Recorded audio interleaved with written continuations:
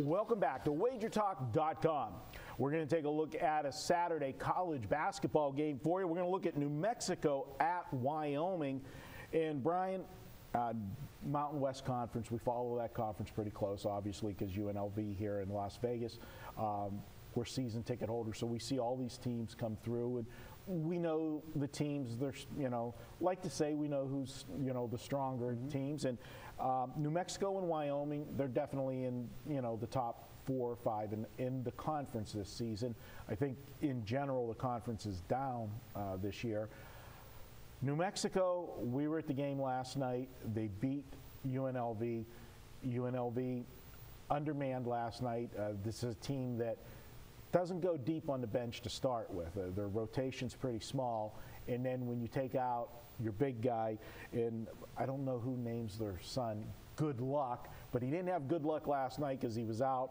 Okanoba, I always butcher his name, but he was out last night, and New Mexico took advantage of that. And it was the best of both worlds for New Mexico. Their good shooting guard, Greenwood was shooting lights out last night, and a very sad side story to that game last night. Some very classless things on Twitter that he got to see prior to that game, and it was his motivation for the game. Some people said some not kind things about his ill mother, and he used it as, his inspiration. And he had, one of the best games of his career, and he was shooting lights out from three-point, and nobody could stop him.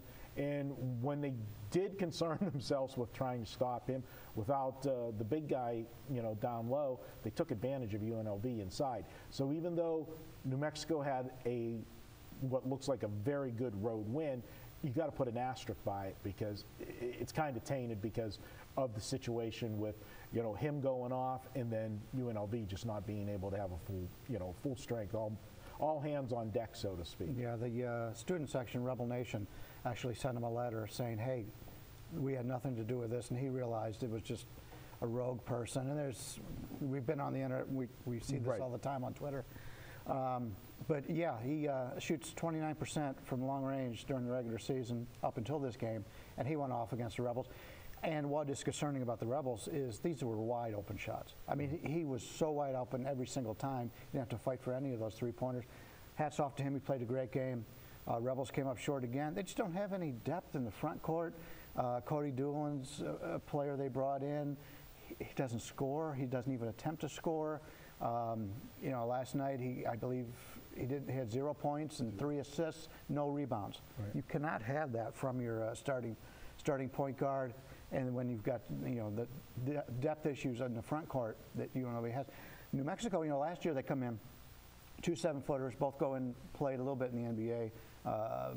One of the gentlemen was cut by the Cavaliers. I haven't checked up to see if he's been picked up again, but they were really big inside. They're big inside again. And when you've got big players and the rest of the league doesn't have these 7-footers, there's where they could take advantage. And if you're able to get the in and out game, which they had last night, New Mexico is going to be a good team to play, a good team come tournament time in the Mountain West Conference. But this is going to be San Diego State's tournament to lose because they're going to get the one. They're the best team. They're the best team. They're going to get the one spot unless they get knocked off in the tournament.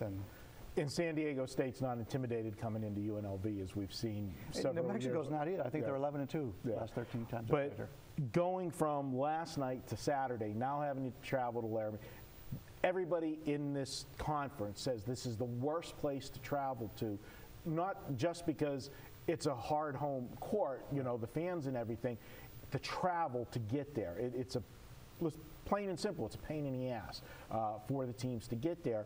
And coming from Wednesday to Saturday, Wyoming's rested. They didn't play during the week. Their last game was Saturday. They played a triple overtime game against Fresno State, which happened to be my free play on Saturday. I had Fresno State plus 2.5.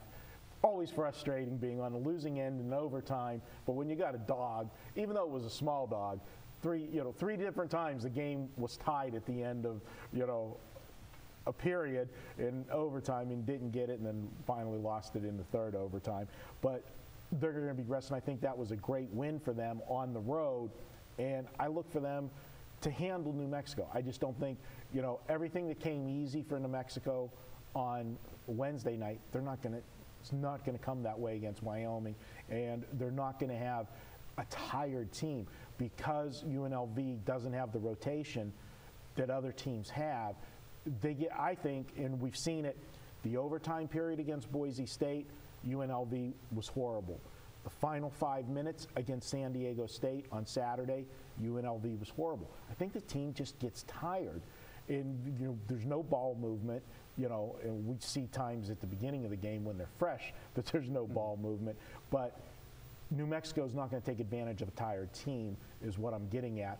And because they had all those easy shots inside, New Mexico shot 53% from the floor in the second half last night. Yeah, the Rebels actually shot pretty well last night. Defensively, they struggled inside.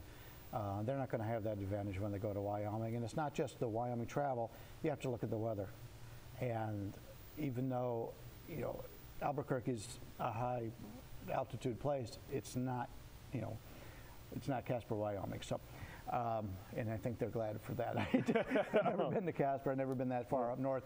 I freeze too much. But yeah, this is a good spot here for Wyoming. And New Mexico's without their best scorer. New Mexico's going to be down this year. I mean, they're just not as good. You don't lose players to the NBA like that coming out of this conference and rebuild like that. I give them credit. They've surpassed what I thought they would do. But this is a tough situation here for them. Yeah, well, let's make it official. I'm going to go ahead and take Wyoming. And again, we're taping on Thursday, so we don't have the lines. But I'm projecting Wyoming to win this one by 10 to 12 points. We're not going to see a line anywhere near that, so we got an easy cover from what my projections are. And I'm going to lay the points with Wyoming on Saturday. I think they're just catching New Mexico in an absolute bad spot.